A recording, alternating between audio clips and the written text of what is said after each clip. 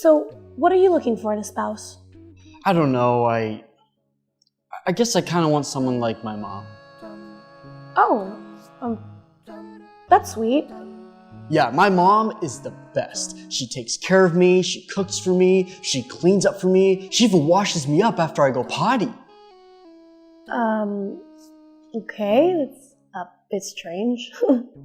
Yeah, but I mean, I want my mom and wife to be best friends. I mean, we are gonna be living together.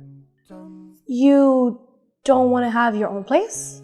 Oh, don't worry, it'll be fine. Me and my mom will take the big bedroom and you can sleep on the couch.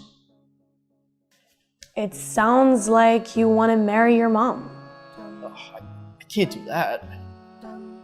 Can't do that. Can't do that, right? Next. The problem with swiping is you can never really tell who's on the other side. On Half Our Dean, we use personality matching to find attractive people that you're compatible with, so you can stop wasting your time with weirdos.